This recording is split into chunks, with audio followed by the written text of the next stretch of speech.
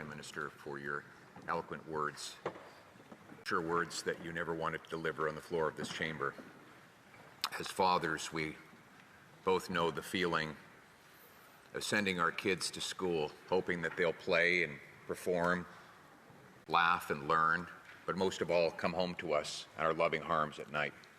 Sure, there's the odd skinned knee or sore belly when they get back, but that's usually the worst of our concerns. Yesterday, as we were tucking our kids in, I got a terrible phone call from Bob Zimmer, the Member of Parliament, who represents Tumbler Ridge, telling me that a shooting had occurred, and though details were not yet well known, it was going to be bad. And those details have come in. Children who should have been thinking about homework and hockey were instead thrown into terror, grief, and unbearable uncertainty. 9 lives were stolen, 25 injured, 9 families devastated, an entire community in grief. That community is the best of Canada, a community of miners and loggers, hard-working people, hardy, strong, the kind of people who fight their own battles but never hesitate to help a neighbor in need.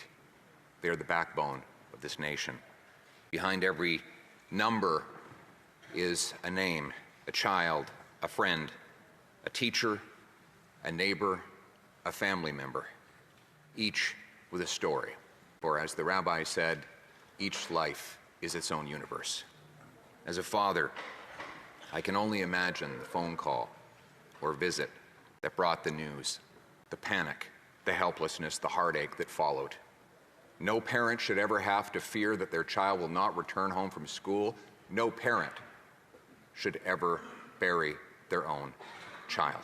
En tant que père, je ne peux qu'imaginer cet appel ou cette visite qui a annoncé la nouvelle, la panique, l'impuissance, la peine qui ont suivi. Aucun parent devrait jamais avoir crainte pour la vie de son enfant à l'école. Aucun parent ne devrait jamais avoir à pleurer la perte de leur enfant. To the families who've lost loved ones, there are no words that can comfort or verses that can console. All we have is the words of all members of this House that we are with you, and that in the memories you carry of your loved ones, they will live on in this world even after they have passed into the next one.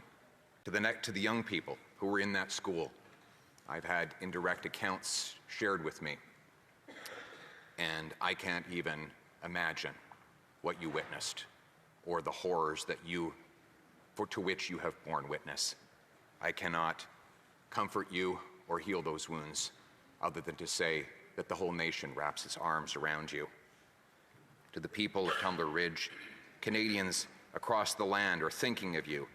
The world is thinking of you. We know that in your small, tight-knit community, grief spreads across families, workplaces, churches, and friend groups, and know that all of us stand with you.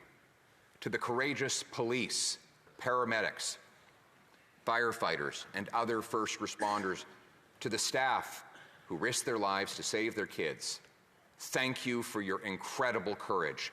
All of us owe you a permanent debt of gratitude. To the pastors, the priests, the clergy, the medical and the mental health professionals whose daunting task now is to bind up the wounds. May God be with you in your work. And on behalf of the official opposition, as I told the Prime Minister moments ago, we will be with you, with the provincial leaders, with local government, and we will do everything we can to support this community through this hardship. We all stand together. There is no partisanship on this day. And that includes the work that we give in support of our emergency first responders who will, of course, be traumatized, but will be carrying out continued efforts on behalf of the community. And to the RCMP, we will support you in your work as you gather up the facts and complete your investigation, and in good time, at the appropriate moment, make all the facts, indeed all the facts, known to Canadians. And we commit ourselves to being present for all those who have lost so much long after the limelight is gone, but while the grief remains. And so those who suffer today, we offer you our prayers, and for all those who do pray, I ask you to share a prayer with the wonderful people of this amazing town. As the great psalm said, even though I walk through the valley of the shadow of death, I shall fear no evil, for you are with me, O Lord. Thank you.